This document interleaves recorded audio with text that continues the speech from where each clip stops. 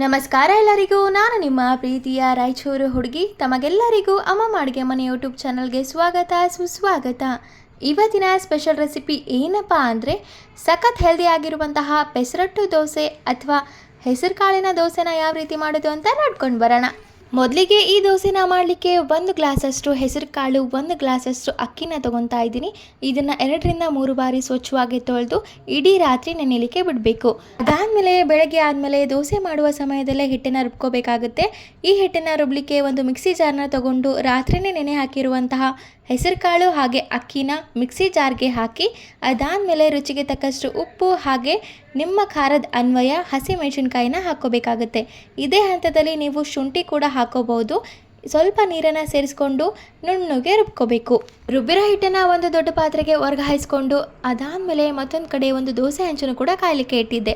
ದೋಸೆ ಹಂಚು ಇನ್ನೇನು ಕಾದಾಗಿದೆ ಅಂದಮೇಲೆ ಒಂದು ಸೌಟ್ ದೋಸೆ ಹಿಟ್ಟನ್ನು ಹಂಚ ಮೇಲೆ ಹಾಕಿ ದೋಸೆನ ತುಂಬ ಚೆನ್ನಾಗಿ ಹರಡ್ಕೋಬೇಕು. ಈ ದೋಸೆನ ನೀವು ಹೇಗೆ ಬೇಕಾದರೂ ಮಾಡ್ಕೋಬೋದು. ತುಂಬ ತೆಳುವಾಗಿ ಬೇಕು ಅಂದರೆ ತೆಳುವಾಗಿ ದೋಸೆನ ಹರಡ್ಕೋಬೋದು, ಅಥವಾ ದಪ್ಪ ಬೇಕು ಅಂದರೆ ದಪ್ಪವಾಗಿ ಕೂಡ ದೋಸೆನ ಮಾಡ್ಕೋಬೋದು. ಈ ದೋಸೆ ಹಿಟ್ಟಿಗೆ ಯಾವುದೇ ರೀತಿಯ ಸೋಡಾ ಪುಡಿ ಅವಶ್ಯಕತೆ ಇರೋದಿಲ್ಲ. ಹಾಗೆ ರಾತ್ರಿ ಇಡೀ ಫರ್ಮೆಂಟೇಷನ್ ಮಾಡಬೇಕನ್ನೋ ರೂಲ್ಸ್ ಕೂಡ ಇಲ್ಲ. ಕಾಳನ್ನು ಬೆಳಗ್ಗೆ ನೆನೆ ಹಾಕಿ ರಾತ್ರಿ ಕೂಡ ಅಡುಗೆ ಮಾಡ್ಕೋಬೋದು. ಅಷ್ಟು ಟೇಸ್ಟಿಯಾಗಿ ಸಖತ್ತಾಗೆ ಬರುತ್ತೆ. ಈ ದೋಸೆನ ಇದೇ ರೀತಿಯಾಗಿ ಪ್ಲೇನ್ ಆಗಿ ತಿನ್ಬೋದು, ಅಥವಾ ನೀವು ಚಟ್ನಿ ಕೂಡ ಮಾಡ್ಕೋಬೋದು. ಇದಕ್ಕೆ ಕಾಯಿ ಚಟ್ನಿ ಆಮೇಲೆ ಮೇಲೆ ಈರುಳ್ಳಿನ ಉದುರಿಸ್ಕೊಂಡು ತಿನ್ನಬೇಕು, ಸಖತ್ ಟೇಸ್ಟಿಯಾಗಿರುತ್ತೆ.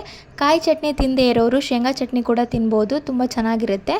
ಅಥವಾ ನಾವು ಇದರಲ್ಲೇ ಉಪ್ಪು ಖಾರ ಹಾಕಿರೋದ್ರಿಂದ ಹೀಗೆ ಪ್ಲೇನ್ ಆಗಿ ಕೂಡ ತಿನ್ಬೋದು. ಇದು ಹೆಲ್ತಿಗೆ ಅಂದರೆ ತುಂಬಾ ಒಳ್ಳೆಯದು. ಸ್ಪೆಷಲಿ ಡಯಟ್ ಮಾಡೋರಿಗೆ ಇದು ಡೈಲಿ ತಿಂದ್ರೂ ತುಂಬ ಒಳ್ಳೆಯದು, ಹೆಲ್ತಿಗೆ ತುಂಬ ಚೆನ್ನಾಗಿರುತ್ತೆ.